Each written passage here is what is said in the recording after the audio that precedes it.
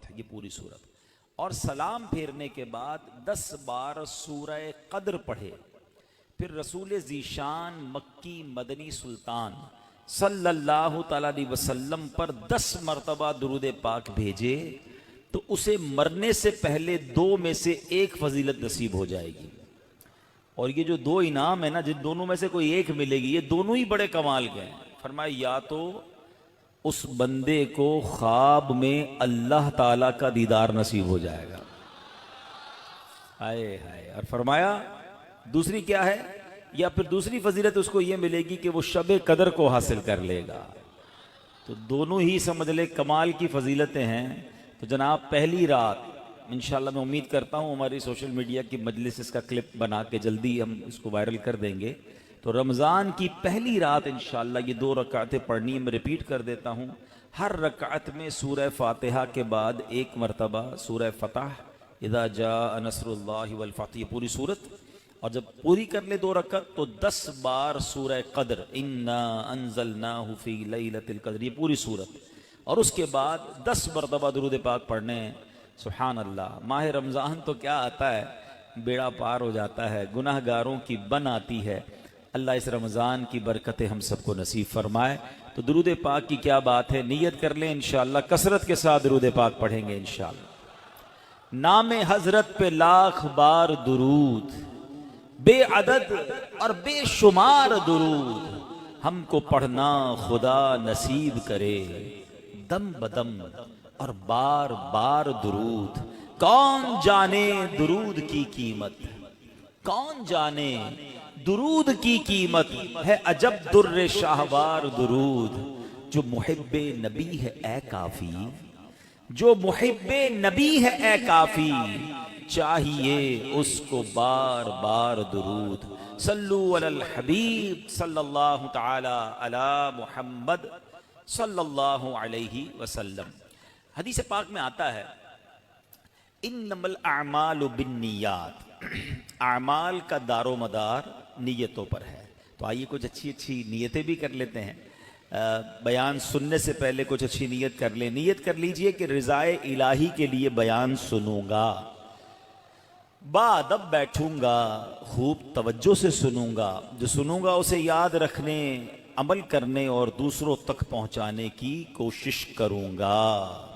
سبحان اللہ، سبحان اللہ۔ میرے پیارے اسلامی بھائیوں، ایک مرتبہ پھر ماہ غفران، نزول قرآن، رب کے مہمان ماہ رمضان کی آمد ہے۔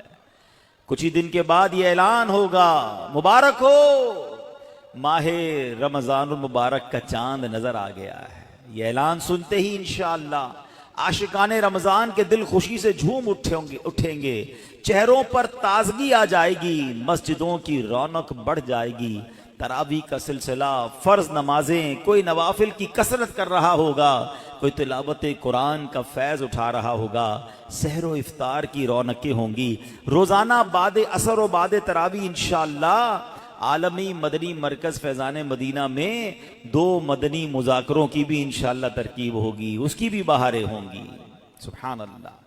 کیا آپ جانتے رمضان مبارک کتنا عظیم مہینہ ہے؟ جی ہاں، وہ مہینہ تشریف لا رہا ہے جسے حدیث پاک میں سید الشہور یعنی تمام مہینوں کا سردار کہا گیا۔ وہ مبارک مہینہ آ رہا ہے کہ اس کی پہلی رات سے آسمانوں کے دروازے کھول دیے جائیں گے، پھر آخری رات تک، لاسٹ نائٹ تک وہ دروازے بند نہیں ہوں گے۔ جو اس مہینے میں ایک سجدہ کرے اسے 1500 نیکیاں لکھی جاتی ہیں، اور جنت میں سرخ یاقوت کا گھر بنایا جاتا ہے۔ اللہ اکبر، سمجھ آ رہی ہے بات؟ ایک سجدے پر 1500 نیکیاں، اور ایک ہی سجدے پر سرخ یاقوت کا جنت میں گھر۔ اب سوچیں جو نفل پڑھتے ہیں، جو پوری تراویح پڑھتے ہیں، ہر سجدے پر کیا کچھ حاصل کر رہے ہیں۔ انہیں سوچنا چاہیے جو تراویح میں سستی کر جاتے ہیں، نوافل میں سستی کرتے ہیں۔ دل پر چوٹ کرنے کے لیے ایک جملہ کہہ دیتا ہوں، باقی پھر آگے چلتے ہیں، کہ اگر یہ کہہ دیا جائے کہ ماہ رمضان میں جو جتنے سجدے کرے گا اسے اتنے 1000 روپے ملیں گے، پھر بتائیں کتنے سجدے کریں گے؟ اچھا جناب، جو ماہ رمضان میں پوری تراویح پڑھے گا اسے جناب कोरंगी की एक बड़ी सोसाइटी में एक प्लॉट दिया जाएगा, 20 रकात पूरी पढ़े। बंदा के 20 के बाद कहेंगे कुछ और भी पढ़ लेता हूं, एक पूरा प्लॉट मिल जाएगा। हर सजदे पर, कराची में नहीं, पाकिस्तान के पोश एरिया में नहीं, जन्नत में सुर्ख याकूत का घर दिया जा रहा है। तो कितने सजदे करने चाहिए रमजान में, वारे न्यारे हो गए ना, इतना आसान, सुभान अल्लाह। और सुनो, वो महीना आ रहा है कि जो माह रमजान का पहला रोजा रखता है, इसके पिछले गुनाह मुआफ कर दिए जाते हैं। सुबह से शाम तक 70,000 फरिश्ते उसके लिए दुआए मगफिरत करते हैं।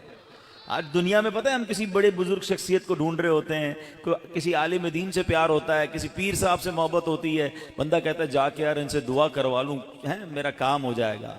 अल्लाह के फरिश्ते, और वो भी कितने, 70,000 सुबह से शाम तक रोजादार के लिए दुआएं कर रहे हैं। सुभान अल्लाह, जिसमें नफल का सवाब फर्ज के बराबर, फर्ज का सवाब 70 गुना बढ़ा दिया जाएगा।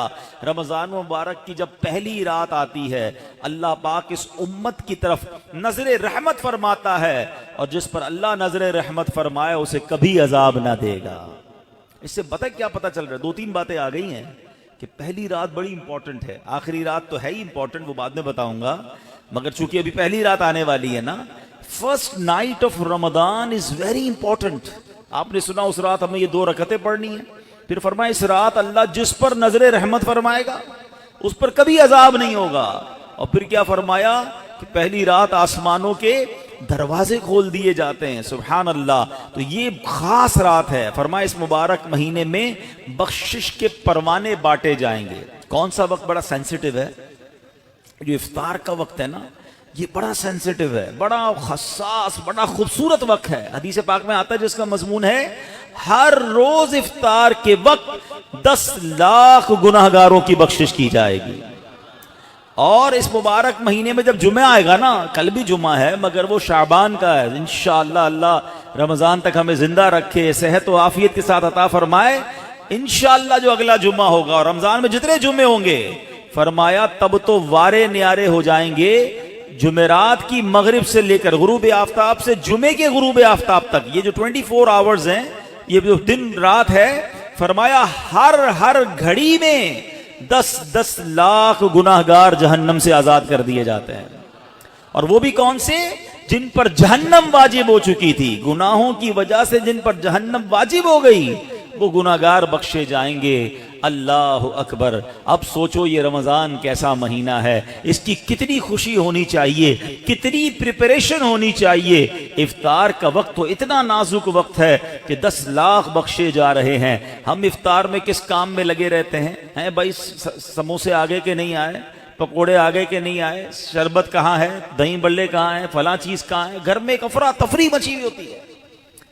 प्लीज ट्राई टू अंडरस्टैंड, ये इफ्तार का वक्त मांगने का वक्त है, गिड़गिड़ाने का वक्त है, आंसू बहाने का वक्त है कि मौला आज 10 लाख बख्शे जा रहे हैं, उन बख्शे जाने वालों में मेरा भी नाम लिख दे। काश सारे अपने घर वालों को भी कह दिया करो कि छोड़ दे किचन के काम, हम बैठ जाए, जो हो गया तैयार ठीक है, ये आखिरी 10-15 मिनट। और सुभान अल्लाह, कराची वालों को तो और फायदा ये है कि ऐन उसी वक्त आलमी मदनी मरकज में एक अजब समा होता है, एक आंसुओं की बरसात है, एक दुआओं का सिलसिला है। हमारा तो टाइम भी मैच होता है ना, पंजाब वाले या दुनिया के दूसरे मुल्कों वालों का वो इफ्तार का वक्त नहीं होता, हमारा तो एग्जैक्ट इफ्तार का वक्त वही होता है। तो क्या ही अच्छा हो कि बाप भी बैठा हो, माँ भी बैठी हो, बच्चे भी बैठे हों और हाथ उठे हुए हों और अल्लाह की बारगाह में इल्तिजाएं हों, अल्लाह हमारा घराना तेरे दरबार में हाजिर है, अल्लाह इफ्तार का वक्त है, 10 लाख बख्शे जाएंगे, इस बख्शे जाने वालों में हमारी फैमिली का, हमारे घर बार का नाम लिख दे। तो मेरे इस्लामी भाइयों, पर्दे मेरे जो मुझे इंटरनेट पर इस्लामी बहनें सुन रही हैं, बाद में सुने, कुछ ऐसा इंतजाम घर में करें कि 10, 15, 20 मिनट पहले अब सारे कामों से फारिग हो जाएं, अब दुआओं में गुजारें। इफ्तार का वक्त, इफ्तार से पहले भी दुआ करें। مگر جو خاص مقبولیت کی گھڑیاں ہیں وہ عین افطار کے بعد ہیں. افطار میں لگ جاتے ہیں ہم, کوئی کھجور کھا لی, پانی پی لیا, دوبارہ ہاتھ اٹھائیں, دوبارہ مانگیں. یہ وقت ہے مانگنے کا, یہ قبولیت کی گھڑیاں ہیں. اللہ کرے کہ ہم ان لمحات کو پراپر انداز میں, صحیح انداز میں گزارنے میں کامیاب ہو جائیں. کیا خوبصورت اشعار لکھے گئے کہ واہ کیا بات ہے ماہ رمضان کی, واہ کیا بات ماہ رمضان کی, واہ کیا بات ماہ رمضان کی, آیا رمضان آ گیا رمضان, واہ کیا بات ماہ رمضان کی, جان رمضان پر میری قربان, واہ کیا بات ماہ رمضان کی, فضل رب سے پھرا گیا رمضان, لوٹو رمضان کا لوٹ لو فیضان, واہ کیا بات ماہ رمضان کی.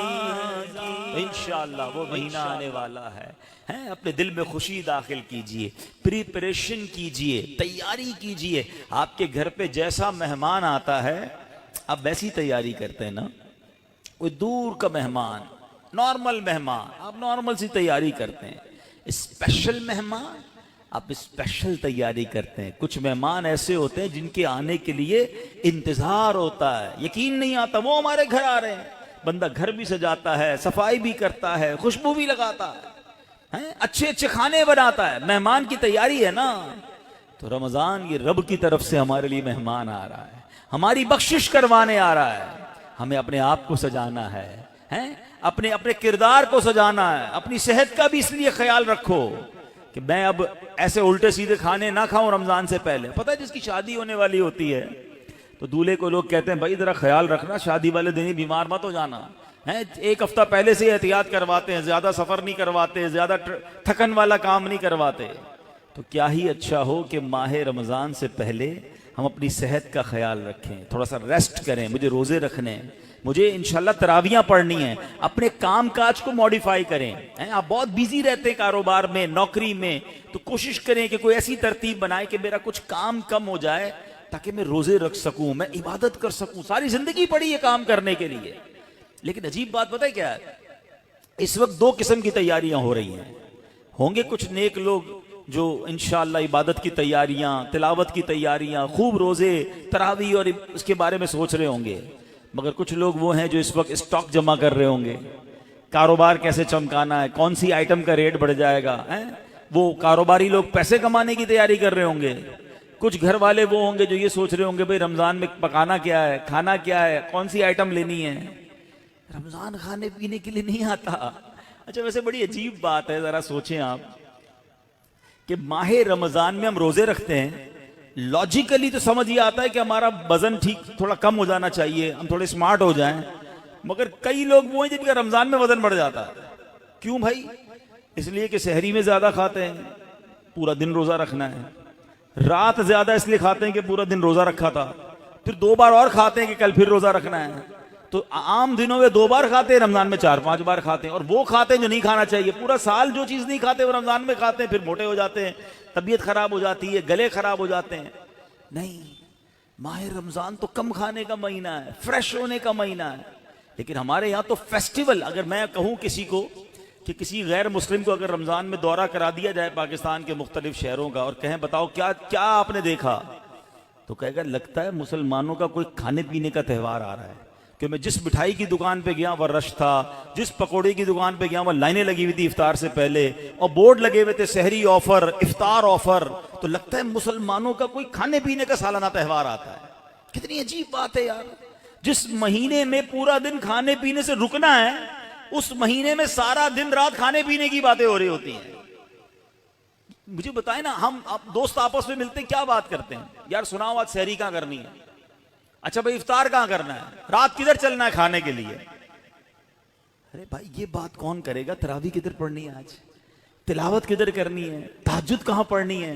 علم دین کی محفل کدھر سجی ہوئی ہے؟ ذکر و اذکار میں آج بیٹھ کے کدھر کرنا ہے؟ آج مل کے اللہ کی بارگاہ میں گر گڑا کر دعائیں کہاں کرنی؟ یہ گفتگو کیوں نہیں ہوتی؟ ماہ رمضان تو نیکیوں کا اجر بڑھا دیا گیا, مگر دماغ میں ایک ہی بات گھوم رہی ہوتی ہے, یا دوسری آج کل کھیل کود شروع ہو گیا رمضان میں. ایسا نہ کریں. ماہ رمضان کے کیسے کیسے فضائل ہیں ذرا سنیے گا. معراج شریف کی روایات میں ہے, معراج کے دولہ مکی مدنی مصطفیٰ صلی اللہ تعالی علیہ وسلم نے سدرۃ المنتہا کے قریب ایک فرشتہ دیکھا.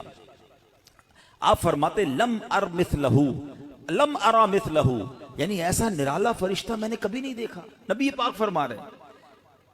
تو آپ فرماتے ہیں کہ میں نے ایسا نرالا فرشتہ تو کبھی نہیں دیکھا تھا. یہ جب تسبیح کرتا تھا تو اس کی ایسی خوبصورت آواز تھی کہ اس آواز سے عرش بھی جھوم اٹھتا تھا. میں نے جبرائیل سے پوچھا ایو خلقی ھذا, اے جبرائیل یہ کون سی مخلوق ہے؟ عرض کی حضور یہ ایک فرشتہ ہے جو حضرت آدم علیہ السلام سے 2000 سال پہلے پیدا کیا گیا تھا. میں نے پوچھا اس سے پہلے یہ کہاں تھا؟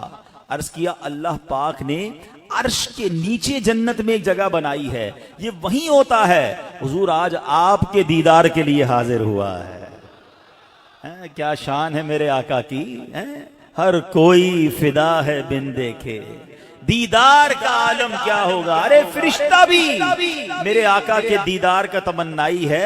جبریل امین کہتے حضور آج آپ کے دیدار کے لیے حاضر ہوا ہے. مکی مدنی سلطان صلی اللہ تعالی علیہ وسلم فرماتے ہیں کہ اب نبی پاک علیہ الصلوۃ والسلام نے اس فرشتے سے ایک بڑا کمال کا سوال کیا. ذرا سنیے گا, آپ کا ایمان تازہ ہو جائے گا.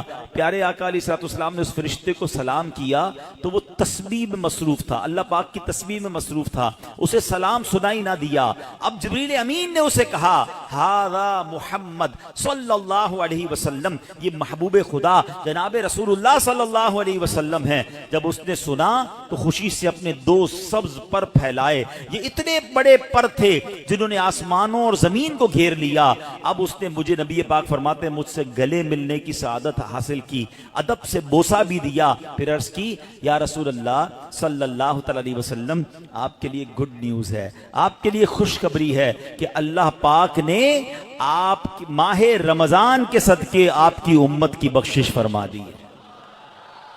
اس فرشتے نے نبی پاک کو خوشخبری عطا عرض کی کہ حضور آپ کی امت کو اللہ نے ماہ رمضان کے صدقے بخش دیا ہے. سبحان اللہ. نبی ہاشمی صلی اللہ علیہ وسلم مزید فرماتے ہیں اس فرشتے کے سامنے 2 صندوق رکھے ہوئے تھے جن پر ہزاروں تالے لگائے ہوئے تھے. میں نے پوچھا ان صندوقوں میں کیا ہے؟ اس فرشتے نے عرض کی ان صندوقوں میں آپ کی امت کے روزہ داروں کے لیے جہنم سے آزادی کے پروانے ہیں.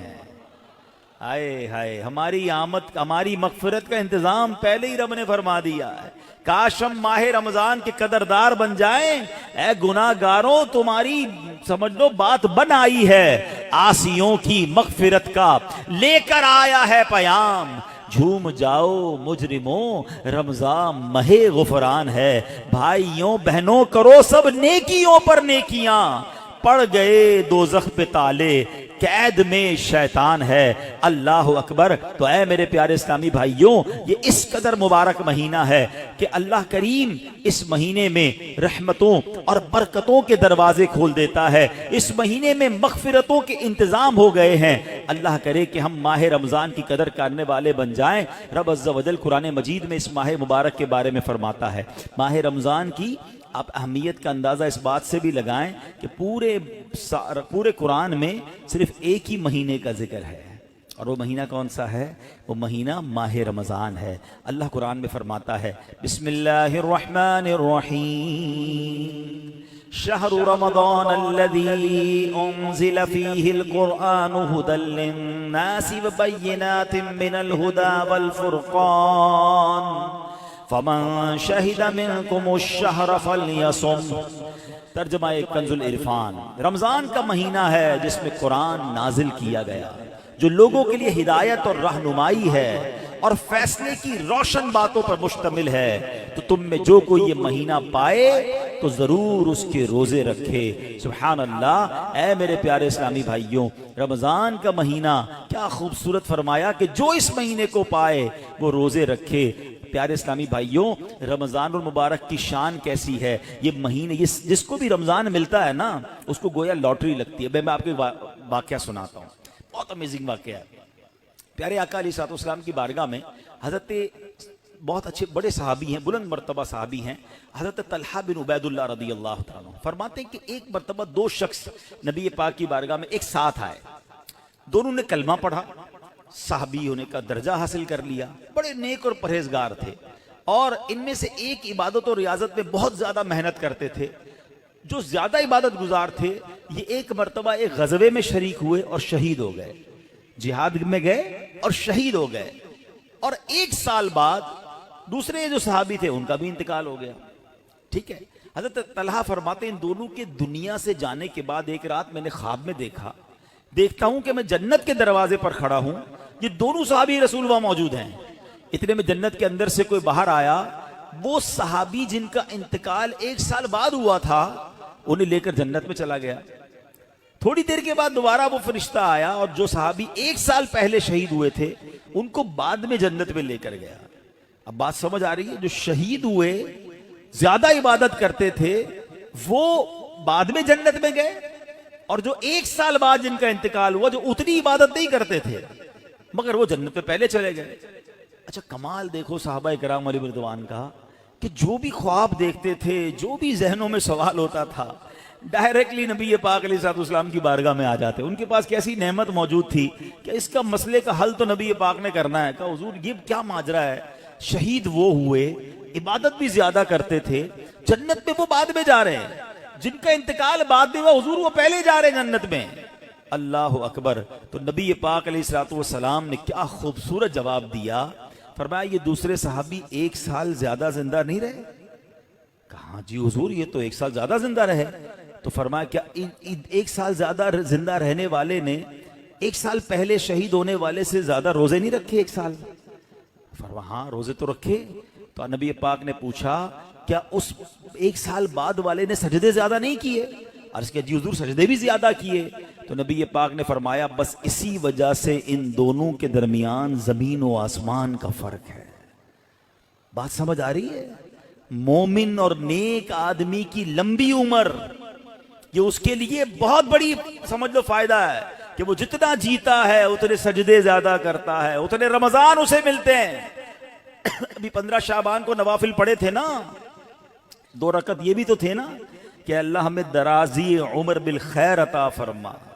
یاد رکھیے گا، بندہ نیک ہو اور عمر طویل ہو تو اس کے وارے نہیں آ رہے ہیں، لیکن اگر بندہ گناہ گار ہے، اس کی عمر بڑی ہو جائے تو وہ تو مارا گیا نا، اس کی تو روز نماز قضا ہو رہی ہے، اس کے رمضان کے روزے بھی قضا ہو رہے ہیں، وہ روز جھوٹ بول رہا ہے، وہ روز حرام کما رہا ہے، تو اس کا تو گناہوں کا میٹر جاری ہے نا۔ یہ لوگ بڑی عمر کی جو دعا کرتے ہیں نا، بڑی اچھی نعمت ہے یہ، لیکن اللہ سے ہمیشہ یہ دعا کریں کہ مولا نیکیوں والی طویل عمر عطا فرما، عافیت والی طویل عمر عطا فرما۔ تو پتہ چلا کہ پھر رمضان آ رہا ہے میری بخشش کروانے، پھر رمضان آ رہا ہے میرے نامہ اعمال میں درود پاک پڑھ لیں، صلو علی الحبیب۔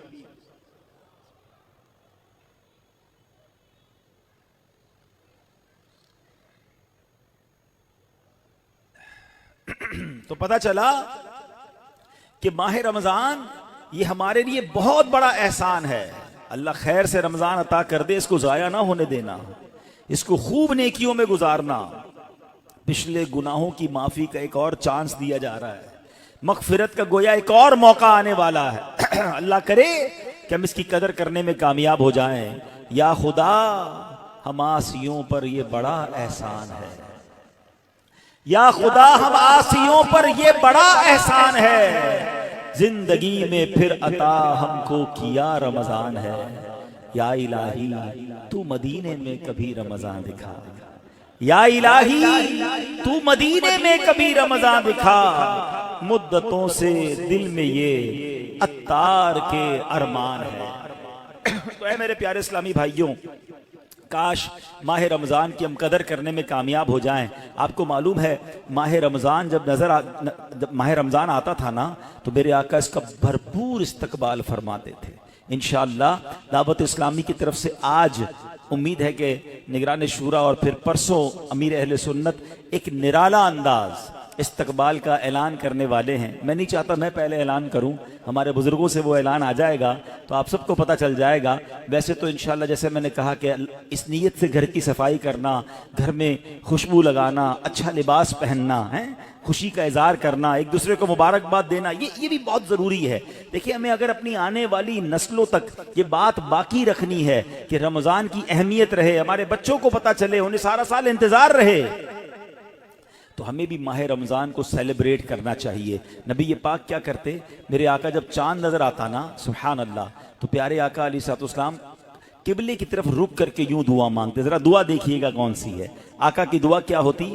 اللہم اہلہ علینا بالامن والامانہ والسلامۃ والعافیۃ المجللۃ ودفاع الاسقام والعون علی الصلاۃ والصیام والقیام وتلاوۃ القرآن اللہم سلمنا لرمضان وسلمہ منا حتی ینقضی وقد غفرت لنا ورحمتنا وعفوت عنا۔ اے اللہ اس چاند کو ہم پر امن و امان، سلامتی، مکمل عافیت اور بیماریوں سے حفاظت کا ذریعہ بنا، اور نماز، روزے، عبادت اور تلاوت قرآن پر مدد کا سبب بنا۔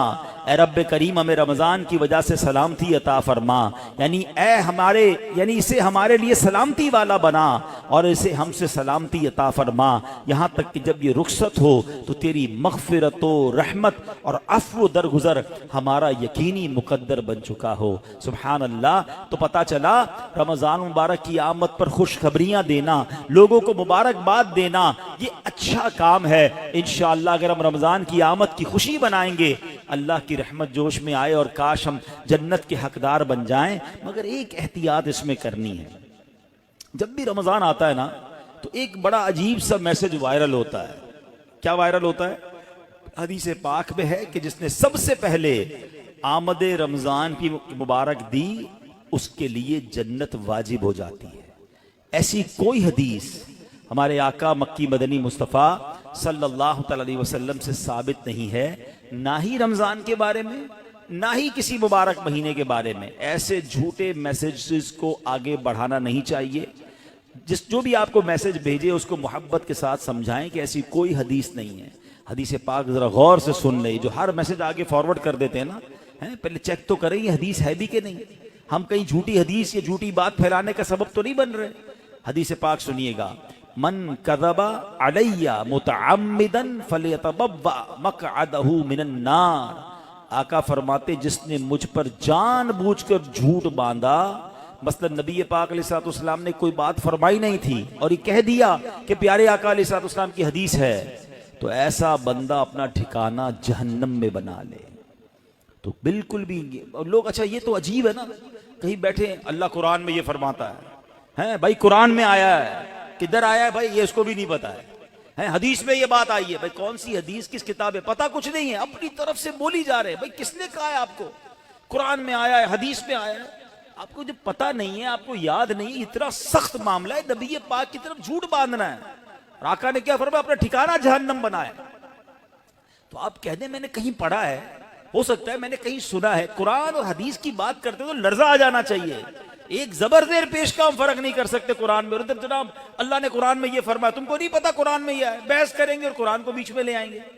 یہ ہماری خواتین بھی بہت کرتی ہیں، تو مہربانی کر کے اسے توبہ کریں، اور ان معاملات میں جب تک آپ کے سامنے، آپ دیکھیں آج کروڑوں لوگوں کی تقدیریں بدلنے والے، لاکھوں ہزاروں حافظ اور عالم بنانے والی شخصیت امیر اہل سنت، نہ جانے کتنی ہزاروں ان کو حدیثیں یاد ہوں گی، کتنی روایتیں اور آیتیں یاد ہیں، مگر آج بھی آپ مدنی مذاکرے میں دیکھیں یہ کیوں، یہ ہماری تربیت کے لیے کہ وہ پہلے قرآن کی کوئی آیت پڑھنی ہے تو لکھا ہوا سامنے لاتے ہیں، حدیث پڑھنی ہے تو پورا پڑھ کے سناتے ہیں، تاکہ ایگزیکٹلی وہی لفظ لوگوں کے سامنے جائے جو نبی پاک کے مبارک دہن مبارک سے نکلا ہے. میارے آقا علیہ الصلوۃ والسلام کا ہر وہ لفظ جو نبی پاک کی زبان اقدس سے نکلا ہے وہ چونکہ چنانچہ جیسا کہ کر کے نہیں، ایگزیکٹلی وہ بیان کرنے کی کوشش کرتے ہیں. اور یہ تربیت ہے دنیا بھر کے دعوت اسلامی والوں، بلکہ میں کہتا ہوں ساری دنیا کے مسلمانوں کے لیے، کہ بات کس کی کر رہے ہو یار؟ کس کی زبان سے وہ جملہ نکلا ہے؟ آپ کو پتا ہے؟ پوچھو میرے اعلیٰ حضرت سے وہ زبان کیسی ہے، اس کی گفتگو کیسی ہے. میرے رضا کہتے ہیں وہ دہن جس کی ہر بات وحی خدا، وہ دہن جس کی ہر بات وحی خدا، چشمہ علم و حکمت پہ لاکھوں سلام. وہ زبان جس کو سب کن کی کنجی کہیں، اس کی نافذ حکومت پہ لاکھوں سلام. تو ہماری آپ کی جرت نہیں ہونی چاہیے کہ حدیث میں اپنی طرف سے حاشیے لگائیں، اپنی طرف سے معاذ اللہ قرآن پاک کے بارے میں. بعض اوقات تو یہ بات ایمانیات پر آ جائے گی اگر اپنی طرف سے کوئی بات ایڈیشن کر رہا ہے، تو بڑے احتیاط کی حاجت ہے. البتہ ماہ رمضان ایک اور خوبصورت آیت سنیے گا. اس میں قرآن پاک نے جو ہم پر رمضان کے روزے فرض کیے گئے نا، اس کا ریزن بیان کیا. یعنی ہماری شریعت ہم سے چاہتی کیا ہے؟ روزے تو ہم برسوں سے رکھ رہے ہیں، بچپن سے روزے رکھ رہے ہیں، کئی ایسے یہاں ایسے ہوں گے، لیکن اس روزے سے میں حاصل کیا کرنا ہے؟ قرآن کیا فرماتا ہے سنو. اللہ قرآن میں فرماتا ہے یا ایھا الذین آمنوا کتب علیکم الصیام کما کتب علی الذین من قبلکم. اے ایمان والو، تم پر روزے فرض کیے گئے جیسے تم سے پہلے لوگوں پر فرض کیے گئے تھے. مگر آگے ریزن بتایا گیا کیوں کیے گئے. لعلکم تتقون. قرآن کہتا ہے تاکہ تم پرہیزگار بن جاؤ. آج سمجھ لیں، میں اس موضوع کو تھوڑا اور مزید ڈیفائن کروں گا کہ روزے فرض ہونے کی وجہ قرآن نے کیا بیان کی. لعلکم تتقون، تاکہ تم پرہیزگاری اختیار کرو، تم پرہیزگار بن جاؤ. اس آیت کریمہ میں جو روزے کی اعلیٰ ترین حکمت اور بہت بڑا فائدہ بیان کیا گیا، ایکچولی اس میں چھپا ہوا ہے لعلکم تتقون، تاکہ تم پرہیزگار بن جاؤ. اے میرے پیارے اسلامی بھائیوں، پتا چلا کہ مبارک مہینہ ہے جس میں ہمیں تقوی حاصل کرنا ہے. آپ نے علماء کرام کا بیان سنا ہوگا. وہ بعض علماء کہتے ہیں الحمدللہ رب العالمین والعاقبۃ للمتقین. اس کا معنی پتہ ہے؟ ہائے ہائے، یقین کریں کبھی کبھی خطبہ ہی ہلا دیتا ہے. یہ جملہ اگر سمجھ آ جائے نا کہ تمام تعریفیں اس رب کے لیے ہیں جو عالمین کا رب ہے، والعاقبۃ للمتقین، جو آخرت ہے نا، جو بعد والی زندگی ہے، وہ ہے ہی متقین کے لیے. تو ہم کدھر جائیں گے اگر ہم متقین نہیں ہیں، متقیوں میں نہیں ہیں، تو پھر ہمارا کیا بنے گا؟ اب ذرا غور کیجئے، تقوی یہ بڑی کمال کی نعمت ہے، آسان نہیں ہے. مگر سبحان اللہ، رمضان کا روزہ جو ہے وہ ہمیں متقی بنانے آیا ہے. قرآن کہتا بھی یہی ہے لعلکم تتقون، تاکہ تم پرہیزگار بن جاؤ، متقی بن جاؤ. سبحان اللہ، تقوی کتنی بڑی دولت ہے. حضرت ابو سعید خدری رضی اللہ تعالیٰ عنہ سے روایت ہے، رسول اکرم نور مجسم شفیع معظم صلی اللہ علیہ وسلم نے ایک صحابی کو نصیحت کرتے ہوئے فرمایا علیک بتقوی اللہ فإنہ جماع کل خیر.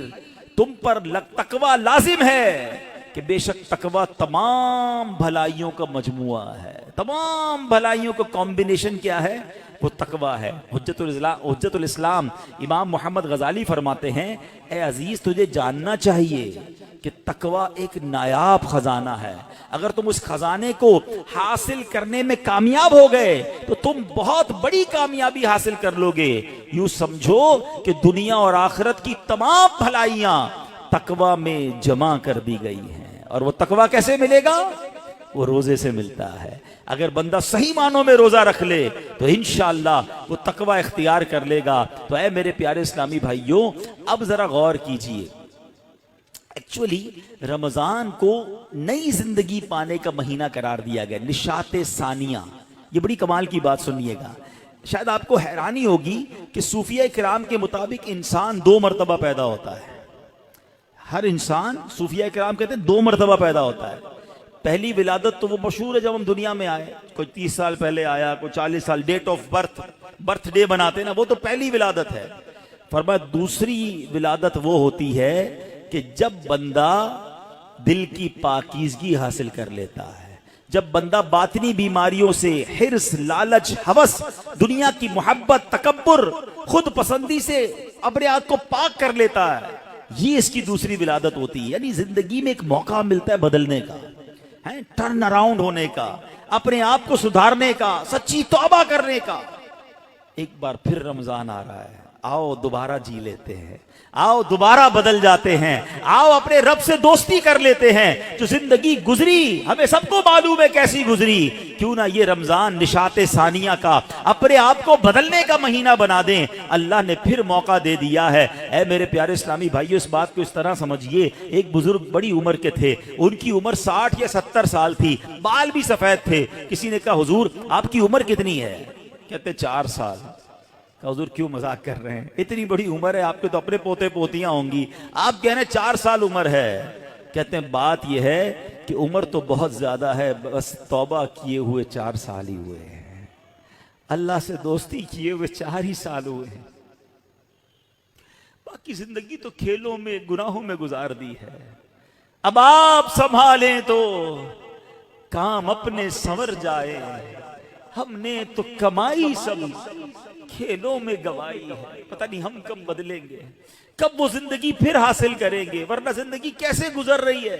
ہم میں سے بہت سارے اچھی طرح جانتے ہیں کہ صبح ہوتی ہے، شام ہوتی ہے، زندگی یوں ہی تمام ہوتی ہے۔ کبھی کبھی تو ڈر لگتا ہے یار کہ زندگی بڑھ رہی ہے، ہمارے گناہ بڑھ رہے ہیں، نیکیاں بڑھ رہی ہیں۔ کبھی سوچے تو صحیح، کوئی بیلنس شیٹ تو بناؤ کہ ہر گزرنے والا دن ہم اپنی موت کے قریب ہو رہے ہیں۔ یہ جو برتھ ڈے پر خوشی بناتے ہیں ان کو سوچنا چاہیے۔ میں نہیں کہتا ناجائز ہے، لیکن جس کی 20 سال کا ہو گیا، 25 سال، 30 سال، آپ سمجھ رہے ہیں آپ آگے بڑھ رہے ہیں، آپ موت کے قریب ہو رہے ہیں، ایک زندگی کا سال کم ہو رہا ہے، ہر گزرنے والا دن ہم قبر کے قریب ہو رہے ہیں۔ عقل کیا کہتی ہے کہ جو قبر کے جتنا قریب ہوتا جائے اسے نیکیاں اور بڑھانی چاہیے، مگر ہمارا تو ماجرا ہی الگ ہے۔ اعلیٰ حضرت کہتے ہیں نا، نفس یہ کیا ظلم ہے جب دیکھو تازہ جرم ہے، نفس یہ کیا ظلم ہے جب دیکھو تازہ جرم ہے، نہ تمہاں کے سر پہ اتنا بوجھ بھاری، واہ واہ، روز جرم، روز گناہ، روز خطائیں، ہمارا بنے گا کیا؟ تو کتنی کمال کی بات اس بزرگ نے کہی کہ میری عمر تو 4 سال ہے، کیونکہ اس سے پہلے والی زندگی تو میں شمار ہی نہیں کرتا ہوں۔ توبہ کی ہے، نمازیں شروع کر دی ہیں، اللہ کو راضی کرنے والے کام شروع کیے، یہی میری اصل زندگی ہے۔ تو اے میرے پیارے اسلامی بھائیوں، کاش ہمیں یہ بات سمجھ آ جائے اور ہم توبہ کرنے والے بن جائیں۔ اللہ پاک کے نبی حضرت عیسیٰ علیہ نبینا علیہ الصلوۃ والسلام کا فرمان ہے، لن یلج ملکوت السماوات من لم یولد مرتین، یعنی جو بندہ 2 مرتبہ پیدا نہیں ہوتا وہ آسمانی بادشاہت میں داخل نہیں ہو سکتا۔ یہ بزرگوں کے اقوال ملتے ہیں کہ دوسری زندگی کب ملی تمہیں؟ توبہ کے بعد والی زندگی، اللہ سے دوستی والی زندگی۔ اے شراب پینے والو، اے نماز قضا کرنے والو، اے حرام کام کرنے والو، اے چھپ چھپ کر گناہ کرنے والو، اے چوری کرنے والو، اے ڈاکہ ڈالنے والو، اے ماں باپ کو ستانے والو، کب تک گناہ کرو گے؟ آؤ وہ مہینہ آ رہا ہے جس مہینے میں ہمیں رب سے دوستی کرنی ہے، جس مہینے میں ہمارے دشمن، ارے ہمیں بہکاتا کون ہے؟ ابلیس نا، شیطان۔ اسی شیطان کو تو رمضان میں بند کر دیا جاتا ہے۔ کتنا ہمارے لیے کام آسان ہو گیا، بہکانے والا ہی بند ہے۔ اب تو توبہ کر لو، اب تو رب سے دوستی کر لو، اب تو اپنی لائف کو ریوائیو کر کے نشاط ثانیہ ایک نئی زندگی حاصل کر لو کہ چلو اس رمضان سے پہلے والی زندگی دوسری، اور اب زندگی الگ ہے، اب اللہ کی رضا والی زندگی، اب سجدوں والی، اب نماز والی، اب حلال والی زندگی ہوگی۔ آپ نے 2 صحابی کے واقعات سنے، 1 سال زندہ رہے زیادہ، وہ شہید سے آگے بڑھ گئے، کیونکہ وہ 1 سال انہوں نے سجدوں میں، نمازوں میں، روزوں میں گزارا۔ ہمارا ہر سال ہمارے نہ جانے کتنے گناہوں میں اضافہ کرتا ہوگا، ہمیں یہ غور کرنا چاہیے۔ اور کاش اب زندگی کو بدلنے میں کامیاب ہو جائیں۔ حدیث پاک میں فرمایا، ان لکل شیء بابا وان باب العبادۃ الصیام، بے شک ہر چیز کا دروازہ ہوتا ہے اور روزہ عبادت کا دروازہ ہے۔ تو اے میرے پیارے اسلامی بھائیوں، کاش ہم روزے کی اہمیت کو سمجھیں۔ ہمارا ایک اور بڑا پرابلم ہے، ہم نے روزے کا نام بس بھوکا پیاسا رہنے کو سمجھ لیا ہے۔ لوگ جناب ہمارے یہاں تو ایسے بھی لوگ پائے جاتے ہیں، بات آپ کو عجیب لگے گی۔ میں بہت چھوٹا تھا، ہمارے علاقے میں جب لوگ ساری رات جاگتے ہیں تو ایک صاحب کے بارے میں کسی نے عذرائے مذاق کہا کہ یہ صاحب بھونپو تو بھونپو روزہ رکھتے ہیں. میں نے کہا یہ کون سا روزہ ہوتا ہے؟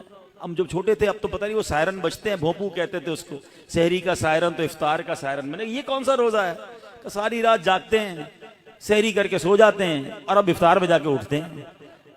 تو نہ ظہر پڑی نہ عصر پڑی، مغرب کا بھی پتہ نہیں ہے، یہ کون سا روزہ ہے؟ صرف کیا بھوکا پیاسا ہی رہنا ہے؟ فلمیں ڈرامے دیکھ رہے ہیں لوگ، موبائل پہ گیمز چل رہی ہیں، میوزک چل رہا ہے. ہم کیوں رمضان کی نہیں سمجھ رہے؟ روزہ کس چیز کا نام ہے؟ دیکھو یہ کیسے بندے کو پلٹا دیتا ہے اگر صدق کے دل کے ساتھ روزہ رکھا جائے. حضرت شیخ ابو بکر شبلی کا واقعہ سنیے گا، تیسری صدی کے بزرگ ہیں. کہتے ہیں اپنی زندگی کا ایک حیرت انگیز واقعہ بیان کیا آپ نے. ایک مرتبہ ایک قافلے کے ساتھ میں ملک شام جا رہا تھا تو کہتے ہیں کہ راستے میں اچانک ڈاکوؤں کی جماعت نے ہمارے قافلے پر اٹیک کیا اور قافلے والوں کا ساز و سامان لوٹ کر اپنے سردار کے سامنے ڈھیر کر دیا.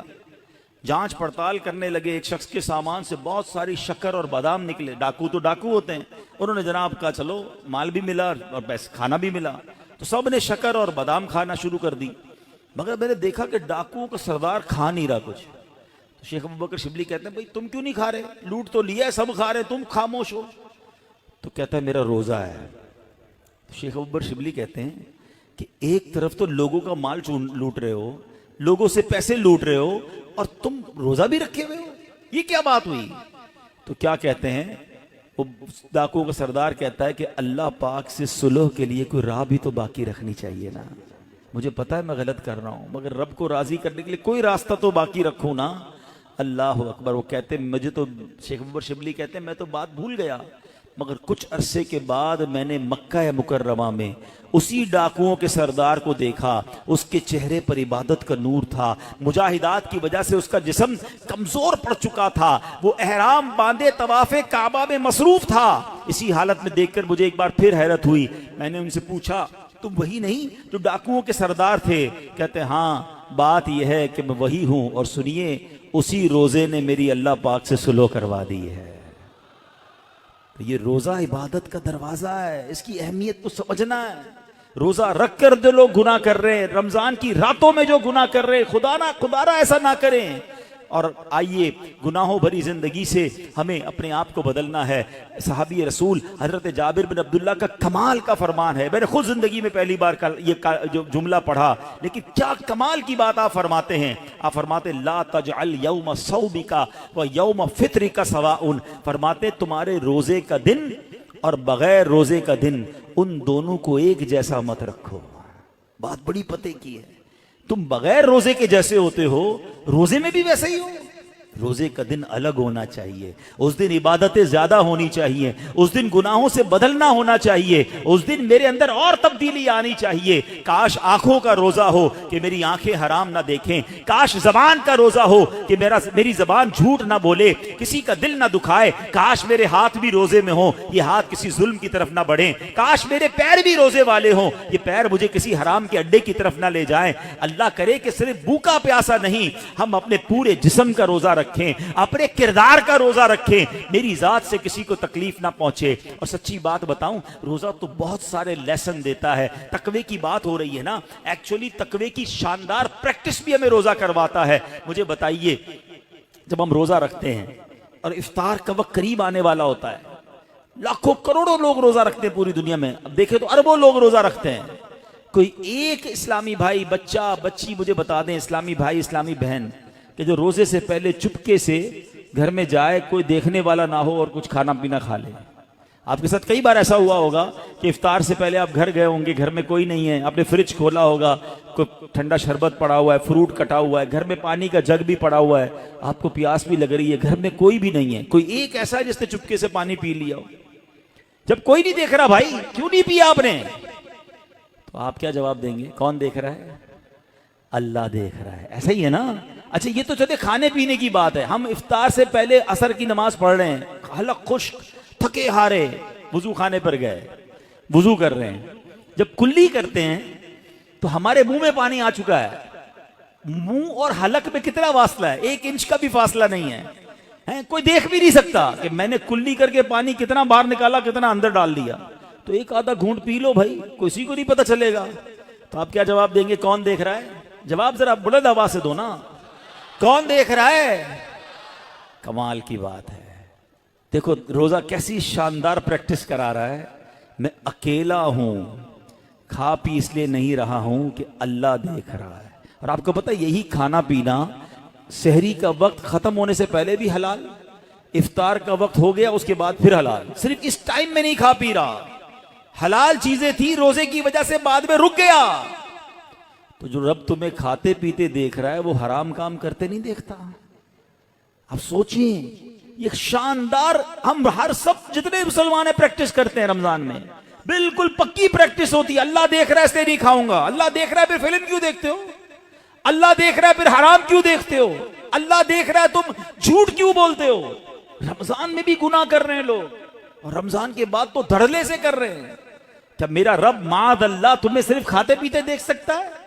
تمہیں حرام کام کرتے ہوئے، حرام کماتے ہوئے، جھوٹ بولتے ہوئے، کسی پر زیادتی کرتے ہوئے نہیں دیکھ رہا؟ اس وقت کیوں خیال نہیں آتا اللہ دیکھ رہا ہے؟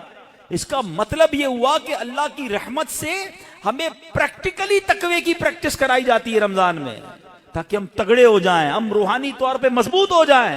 شیطان کو بند کر دیا جاتا ہے، لیکن جیسی شیطان آزاد ہوتا ہے، جو مسجد صبح و شام بھری رہتی ہے وہ خالی ہو جاتی ہے جناب، پھر گناہوں کے کام شروع ہو جاتے ہیں۔ کیوں؟ ارے ہماری تو پریکٹس کروائی گئی رمضان میں کہ رمضان کے بعد بھی مضبوط رہیں۔ آئیں اس بار ایسی پکی سچی نیت کر لو کہ انشاءاللہ رمضان کا بھی انتظار نہیں کریں گے، آج سے انشاءاللہ اب نمازوں کی پابندی شروع ہو جائے گی انشاءاللہ۔ آج سے اب گناہوں کو چھوڑ کر رمضان کا استقبال کرنا ہے نا۔ اب میں آپ کو بتاتا ہوں میرے آقا رمضان کیسے گزارتے تھے۔ ایک عاشق رسول کے لیے تو سب سے بہتر طریقہ تو پیارے آقا کا رمضان ہے نا، جن کے صدقے رمضان ملا ہے، جن کے صدقے یہ ماہ ملا ہے۔ آئیے میں بتاتا ہوں وہ رمضان کیسے گزارتے تھے۔ سبحان اللہ، اللہ کے پیارے حبیب علیہ الصلوۃ والسلام جب رمضان آتا نا، بی بی عائشہ فرماتی ہے آپ کے چہرے کا رنگ بدل جاتا۔ اچھا کیوں بدلتا تھا؟ کہ خوف خدا، کہ کہیں رمضان میں حق کے بندگی ادا کرنے میں کوئی کمی نہ رہ جائے۔ یہ کس کی بات ہو رہی ہے؟ محبوب رب العالمین جناب رسول اللہ صلی اللہ تعالی علیہ وسلم، آپ کا رنگ بدل جاتا۔ کیا کبھی ایسا ہوا کہ رمضان میں ہمارے چہرے کا رنگ بدلے، کہ ہم ڈر جائیں کہ یا اللہ رمضان تو مل گیا، کہیں اس کا ادب کر سکوں گا کہ نہیں؟ ٹینشن ہی کسی کو نہیں ہے، فکر ہی کوئی نہیں ہے۔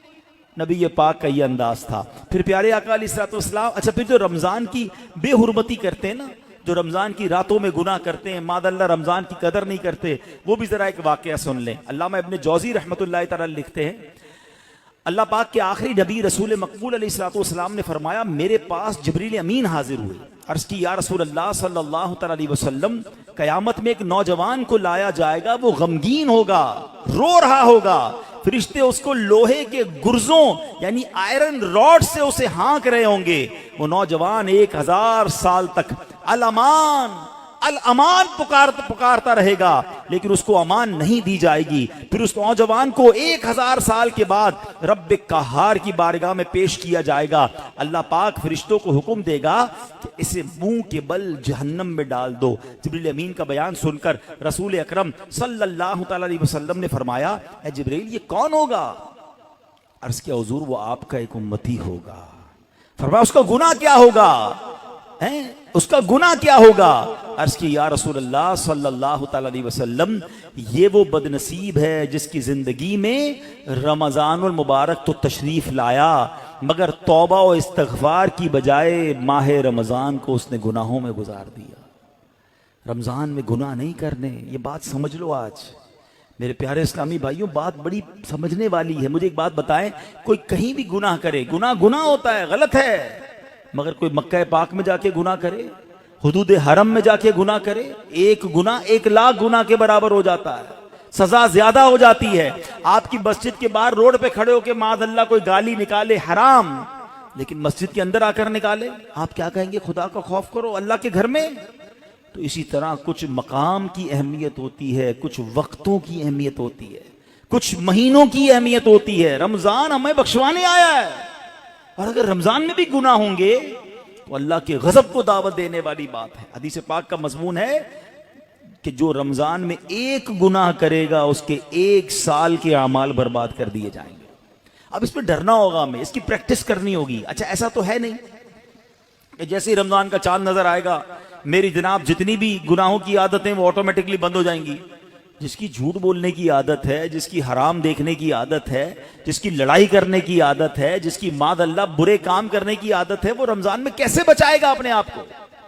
تو ابھی سے اپنے آپ کو بچانا شروع کر دیں، پریکٹس شروع کریں اور اپنا ذہن بنا لو. آپ کچھ بھی ہو جائے میں نے انشاءاللہ گناہ نہیں کرنا ہے. رمضان میں اپنے آپ کو گناہوں سے بچانا ہے. میرا موبائل اگر گناہوں کی طرف لے جاتا ہے مجھے موبائل نہیں چاہیے. میں بھلے وہ چھوٹا والا موبائل لے لوں یا کم از کم یہ پیجز اور یہ بہت سارے جو سافٹ ویئر اپنے موبائل سے نکال دوں، کیونکہ کہیں میرا موبائل ہی مجھے گناہ نہ کروا دے. مجھے نہیں کھولنا ٹی وی اگر میرے ہاتھ سے ریموٹ ہاتھ میں آتا ہے اور میں کچھ غلط چیز دیکھتا ہوں. مدنی چینل دیکھیں، سبحان اللہ. ہر اس دوستی سے، ہر اس کمپنی سے، ہر اس صحبت سے مجھے بچنا ہے کہ جہاں بیٹھتا ہوں تو غیبتیں ہوتی ہیں، جہاں بیٹھتا ہوں تو جناب گناہ ہوتے ہیں. مجھے نہیں جانا بھائی. ایک گناہ اور 1 سال کے اعمال برباد. پتہ چلا لوگ رمضان میں نیکیاں کر کے بخشش پا رہے ہوں اور میں اپنی بری عادتوں کی وجہ سے مار کھاؤں.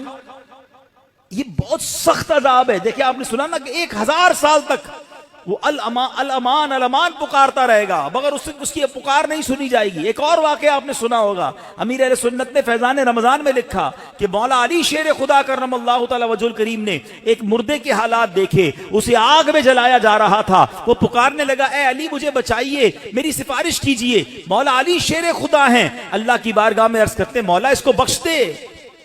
ارشاد ہوتا ہے اے علی تو آپ اس کی سفارش نہ کریں. کہ یا اللہ کیا وجہ ہے؟ کہ یہ وہ شخص ہے جو رمضان میں روزے تو رکھتا تھا مگر رمضان کی رات گناہوں سے باز نہیں آتا تھا. مولا علی کو سفارش سے روک دیا گیا. بہرحال آپ سوچیں یہ تو روزے رکھ کر گناہ کرنے والے کا حال ہے. جو روزہ ہی نہیں رکھتا اس کا کیا ہوگا؟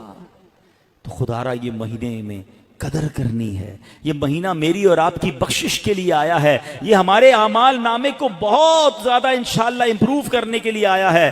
اللہ کرے کہ ہم اس مہینے کے بارے میں سوچیں. ایک اور انداز میرے آقا کا کیا تھا، بی بی عائشہ صدیقہ رضی اللہ تعالیٰ عنہا فرماتی ہیں جب رمضان کا مہینہ تشریف لاتا تو پیارے آقا علیہ الصلوۃ والسلام عبادت پر کمر باندھ لیا کرتے. نبی پاک عبادت تو ویسے بھی بڑی فرمایا کرتے تھے مگر رمضان میں اسپیشل میرے آقا علیہ الصلوۃ والسلام اور زیادہ عبادت کرتے، نوافل بڑھا دیتے، ذکر و اذکار بڑھا دیتے، دعائیں بڑھا دیتے. تو ہمیں بھی رمضان میں پلان کرنا ہے کہ میں نے انشاءاللہ تلاوت قرآن کرنی ہے، میں نے رمضان میں اتنے نوافل پڑھنے ہیں، میں نے انشاءاللہ اتنے درود پڑھنے ہیں. میں نے آپ فضول کاموں سے بچنے لگ جائیں، آپ کی ویسے ہی ٹائم میں بڑی برکت ہو جانی ہے. اچھا رمضان المبارک میں پیارے آقا کا ایک اور انداز، نبی پاک رمضان میں 20 رکعت تراویح پڑھتے تھے. یاد رہے کچھ لوگ 20 رکعت میں ڈنڈی مار رہے ہوتے ہیں، وتر بھی ادا فرماتے، 20 رکعت پوری ادا فرماتے. پیارے آقا نے 20 رکعت تراویح نبی پاک نے نماز تراویح با جماعت پابندی سے ادا نہ فرمائی، صرف 2 دن ادا کی اور پھر سبحان اللہ ہم پر کتنی بڑی مہربانی کی. آپ فرماتے کہ اگر اس پر پابندی کی گئی تو فرض ہو جانے کا اندیشہ ہے، میری امت کے لیے دشوار ہو جاتی، اس لیے آپ نے جماعت کی پابندی نہ فرمائی. البتہ 20 رکعتیں نبی پاک نے پڑھی اور پھر آپ کے بعد حضرت عمر رضی اللہ تعالیٰ عنہ نے باقاعدہ 20 رکعت نماز تراویح کی جماعت کا اہتمام کیا. تو آج پوری دنیا میں مسلمان تراویح پڑھتے ہیں مگر وہ لوگ ایک نیا ٹرینڈ چلا ہے، 3 روزہ تراویح، 5 روزہ تراویح، 7 روزہ تراویح. غلط نہیں ہے یہ، مگر اس میں ایک احتیاط یہ کرنی ہے کہ جو بھی لوگ یہ انتظام کرتے ہیں وہ حافظ صاحب سے بھی کہہ دیں اور حافظ صاحب سے بھی میری گزارش ہے کہ پراپر قرآن پڑھیں. ہم قرآن سننے کے لیے جمع ہوتے ہیں، کوئی ایوارڈ نہیں چاہیے کہ جناب ماشاءاللہ 4 پارے بھی پڑھ رہے ہیں اور 10 بجے فارغ بھی کر رہے ہیں، بڑے اسپیڈ میں پڑھتے ہیں.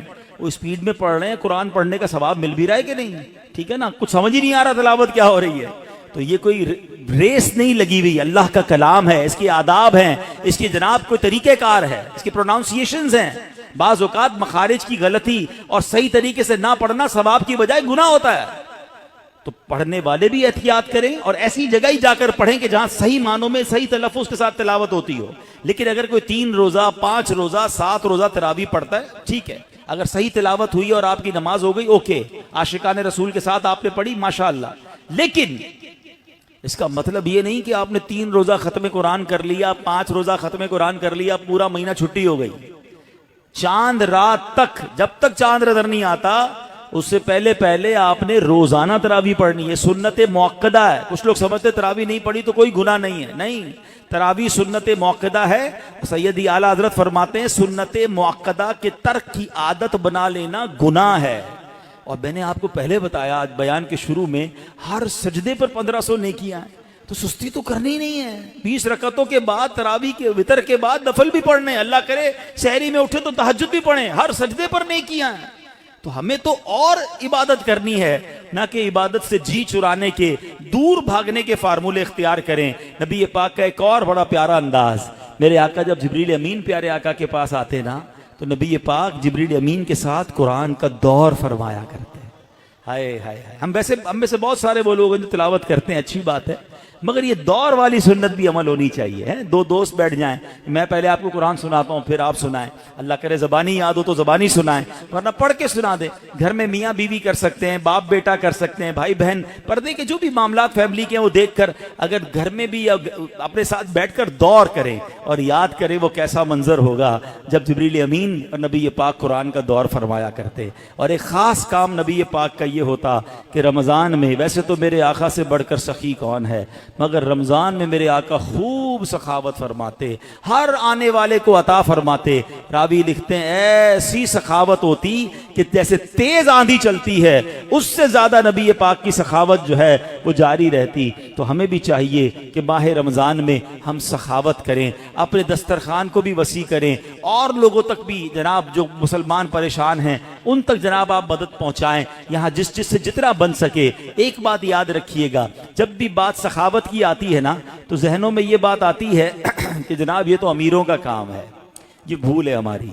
سخاوت جو ہے نا وہ ایکچولی دل کی غنا کا نام ہے۔ کوئی بے شک 1 روپیہ دے اللہ کی راہ میں، اخلاص کے ساتھ دے، اپنی حیثیت کے مطابق دے رہا ہے، ہو سکتا ہے اس کے 1 روپیہ کسی کے لاکھ روپے سے بڑھ جائے۔ حدیث پاک میں بھی ہے، ایک حدیث پاک کا مضمون ہے کہ 1 لاکھ سے بڑھ گیا۔ صحابی نے کہا حضور 1 لاکھ سے کیسے بڑھ گیا؟ تو کچھ اس طرح ارشاد فرمایا کہ ایک شخص آیا جس کے پاس 2 دینار تھے یا 2 درہم تھے، اس نے وہ 1 اللہ کی راہ میں دے دیا، اور ایک آیا جس کے پاس لاکھوں تھے، وہ لاکھوں میں سے اس نے 1 لاکھ دیا۔ تو بتائیں نا زیادہ بڑا سخی کون ہوا؟ 2 میں سے 1 دے دیا، 50% دے دیا، تو اصل سخی تو وہ ہوا۔ تو اللہ کی بارگاہ میں دل دیکھا جاتا ہے، یہ نہ دیکھو میں کتنی کوانٹٹی دے رہا ہوں، مگر آپ یہ سوچ لو کہ اپنی حیثیت کے مطابق میں نے سخاوت کرنی ہے۔ اور ویسے ہی لوگ بڑے پریشان ہیں، یہ دن ہے سخاوت کرنے کے، کسی کا دسترخوان اچھا کر دیں، کسی کی جناب افطاری سحری اچھی کر دیں، کسی کے بچوں کی عید اچھی کر دیں۔ ہمارا ایک اور بڑا پرابلم ہے کہ بعض اوقات ہم روڈ پر مانگنے والوں کو تو بہت کچھ دے رہے ہوتے ہیں، لیکن گھروں میں لوگ بڑے پریشان ہیں، تو ہمیں سفید پوش لوگوں کو تلاش کر کے، اچھا اب یہ بھی جب کہتا ہوں تو لوگ کہتے ہیں یار سفید پوش کہاں سے ملیں گے؟ بھائی آج کے دور میں جس کی آمدنی 40-50 ہزار سے کم ہے وہ پریشان ہی ہے، وہ ہینڈ ٹو ماؤتھ ہے، اس کا پورا نہیں ہو رہا۔ اللہ نے اگر کسی کو نوازا ہے تو بن مانگے، ایک بڑا عجیب انداز بھی آج ہو گیا ہے، بھائی کوئی ضرورت ہو تو مانگ لینا۔ کہاں سے مانگے گا جس نے ساری زندگی جمعے کی نماز پڑھ کے خود ہی کچھ نہ کچھ چندہ دیا تھا، اب اس کے پیسے کم ہو گئے ہیں، وہ کیسے مانگے گا؟ کبھی مانگا ہی نہیں اس نے، اب کیوں کسی کو مانگنے پر مجبور کر رہے ہیں کہ مجھ سے مانگ لینا میں دے دوں گا؟ نہیں، مجھے اور آپ کو رب بن مانگے دے رہا ہے۔ ہم لوگوں کو کہہ رہے ہیں ہم سے مانگے، ہم خود دیکھ لینا ہمارے ملازمین میں، ہمارے پڑوسیوں میں، ہمارے رشتہ داروں میں جو اس لیول کے لوگ ہیں، اور اگر اللہ نے آپ کو دیا ہے تو بن مانگے دینے کی عادت ڈالیں، خوشی خوشی ان کے گھر پہ سامان بھجوا دیں، راشن بھجوا دیں، کیش بھجوا دیں، ان کے چہرے پہ مسکراہٹ آپ دیکھیے گا۔ کبھی زندگی میں وہ نہیں مانگیں گے، وہ قرضہ لے لیں گے مگر کبھی کسی سے مانگیں گے نہیں، کیونکہ مانگنا ان کو کبھی آیا ہی نہیں۔ اللہ ان کو کبھی مانگنے کی نوبت میں نہ لائے، اللہ ہمیں بھی نہ لائے۔ اللہ سے ہم دعا کرتے ہیں کہ اے مولا ساری زندگی دینے والا بنائی رکھنا، کبھی مانگنے کی نوبت نہ آئے۔ اللہ ہاتھ اوپر والا عطا فرما، کبھی پھیلانے والا ہاتھ عطا نہ فرما۔ اللہ کے آگے ہاتھ پھیلائیں گے، اللہ کبھی مخلوق کے سامنے یہ نوبت نہ لائے۔ لیکن ہمیں بھی یہ خیال رکھنا چاہیے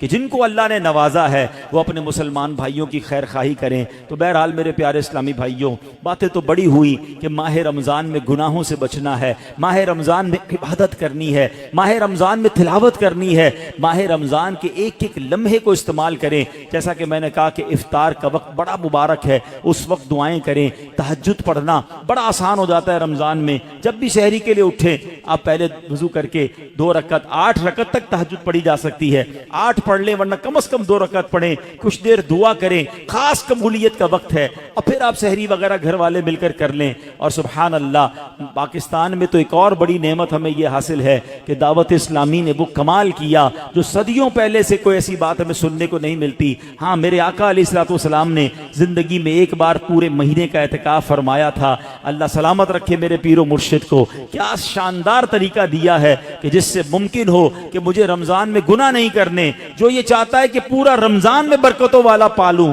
تو کیا شاندار فارمولہ دیا کہ پورے مہینے کا اعتکاف دعوت اسلامی نے کئی سالوں سے شروع کیا ہوا ہے, اور ہزاروں ہزار اسلامی بھائی دنیا بھر میں پورے مہینے کے اعتکاف میں بیٹھتے ہیں. اور عالمی مدنی مرکز کے اعتکاف کی تو کیا بات ہے, دنیا کے کتنے ملکوں سے لوگ آتے ہیں, اور قبلہ شیخ طریقت امیر اہل سنت بھی وہاں جلوہ فرما ہوتے ہیں. تو آپ میں سے جن سے بن پڑے زندگی میں کوئی ایک رمضان تو ایسا ہو کہ ہم پورا مہینہ اللہ کے گھر میں بیٹھ جائیں. اور پھر اعتکاف کی تو کیا شان ہے. نبی پاک فرماتے ہیں من اعتکف ایمانا و احتسابا غفر له ما تقدم من ذنبه. آقا فرماتے ہیں جو ایمان کی حالت میں ثواب حاصل کرنے کے لیے اعتکاف کرے, اس کے پچھلے سارے گناہ معاف کر دیے جاتے ہیں. تو آخری عشرے کے اعتکاف کی تو شان ہی نرالی ہے. پورا مہینہ نہیں تو آخری عشرے کا اعتکاف کریں. کیوں کہ ایک رات ہے, ہاں وہ بڑی کمال کی رات ہے. قرآن پاک میں رمضان کا تو ذکر آیا نا, اس رات کے لیے تو پوری سورت آئی ہے سورہ قدر کے نام سے. اور کیا فرمایا, انا انزلناہ فی لیلۃ القدر وما ادراک ما لیلۃ القدر لیلۃ القدر خیر من الف شہر. تم نے کیا جانا لیلۃ القدر کیا ہے؟ لیلۃ القدر 1000 مہینوں سے بہتر ہے. تو یہ 1000 مہینوں سے بہتر رات کیسے ملے گی؟ سبحان اللہ, ہمارے آقا کتنے مہربان ہیں. یہ نہ فرمایا کہ پورے سال میں کبھی بھی لیلۃ القدر آ جائے, پورا سال ڈھونڈنا پڑتی. یہ بھی نہ فرمایا کہ پورے رمضان میں کوئی بھی رات لیلۃ القدر ہے تلاش کرو, پورا مہینہ ڈھونڈنا پڑتا. فرمایا رمضان کے آخری عشرے کی 5 طاق راتوں میں سے ایک رات لیلۃ القدر ہے, اسے تلاش کر لو. حدیث کا مضمون ہے. تو پھر اسی لیے اعتکاف کیا جاتا ہے کہ 10 دن اگر ہم مسجد میں ہیں تو جو بھی رات شب قدر ہوگی وہ ہمیں حاصل ہو جائے گی. تو ممکن ہو سکے تو رمضان کے آخری عشرے کا اعتکاف کر کے لیلۃ القدر کی برکتیں حاصل کریں. رب کریم سے پھر دعا ہے, اے مولا ہمیں صحت کے ساتھ عافیت کے ساتھ ماہ رمضان نصیب فرما, پورے روزے رکھنا نصیب فرما, پوری تراویح پڑھنا نصیب فرما, اور جو بخشے جائیں اے اللہ ان بخشے ہوں کے صدقے ہم گناہگاروں کی بھی بخشش فرما.